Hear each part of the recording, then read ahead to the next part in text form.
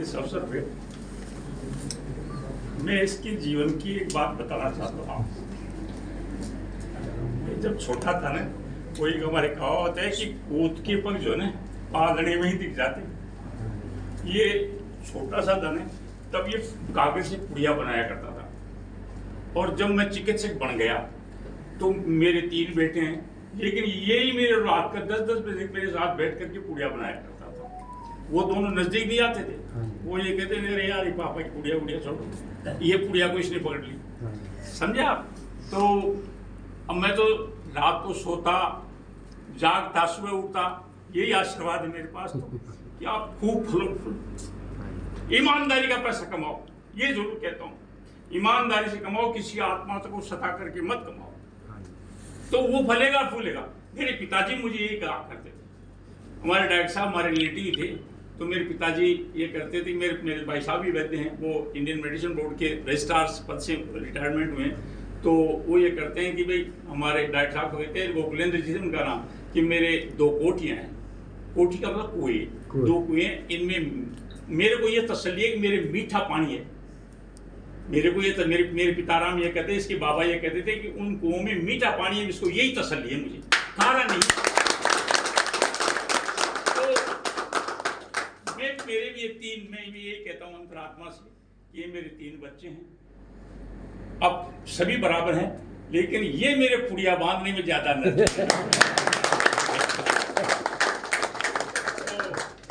इसकी भविष्य की कामना कर, ये शब्दों से तो नहीं हो सकती, शब्द से नहीं, अंतरात्मा से होता है। ये शब्द नहीं होते हैं इसके लिए, लेकिन फिर भी मैं आप सबके भविष्य के साथ साथ इसका भविष्य भी उज्जवल देखना चाहता हूँ। और ठाकुर जी मेरे पास कोई सामान नहीं है। ये जो करते हैं गौ माता और ठाकुर जी करते हैं, उसके अलावा दुनिया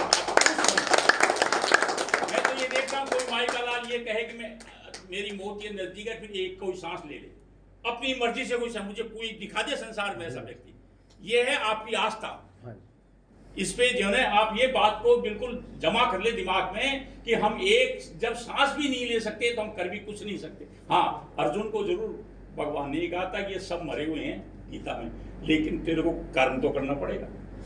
कर्म तू कर, उसको दिखा दिया था, विराट रूप दिखाया कि ये सब खत्म है, कोई एक भी नहीं है, लेकिन कर्म तेरे को करना पड़ेगा। तो इसका भविष्य तो ये मैं आज घोषणा करता हूं, बहुत उज्जवल है, बहुत उज्जवल, कोई दो राय नहीं। मेरे एक मित्र थे मिस्टर अब्दुल रजाक साहब, जब ये छोटा सा था इसको गोदी में लेकर के रखते थे। आज मुझे उनके शब्द याद है, वो तो भगवान के चले गए।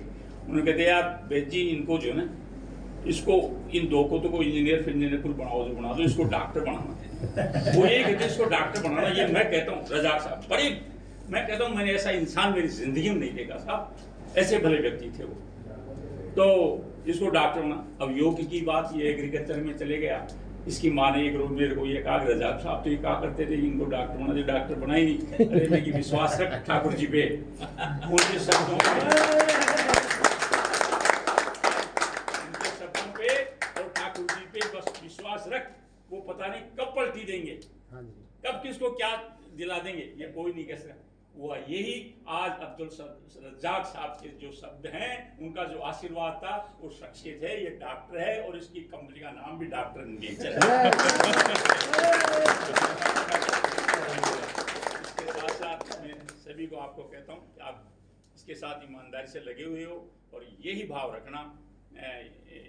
ये मैं जब तक, इससे भी कई बार प्राइवेट बात होती है तो आप लोगों के लिए ये चर्चा करता है, तो ये कभी नहीं कहता कि मेरी कंपनी में लोग काम करते हैं, नहीं, इसका ये भाव नहीं है। मैं इसके सामने कह रहा हूँ तो थोड़ा सा एक अटपटा लग रहा है, आप लोग शायद यूँ समझ रहे होंगे, लेकिन ईमानदारी की बात है कि ये आप लोगों को हृदय से बात करता है। हृदय के अलावा ऐसे बनावटी बात नहीं है इसके पास में, पर ये है ईमानदारी से सहयोग करते रहो। तो ये आप ही की है, जब ये बगिया सब आप ही की है, आप सब इसको फुला रहे हो। और आप जो है भगवान में, तो आप लोगों को भी ये आशीर्वाद देता हूँ कि आप लोग फलें फूलें, आपका परिवार खूब अच्छा रहे, आप सब विद्वान बने, आपके बच्चे सब विद्वान बने और अच्छी उम्र पाओ।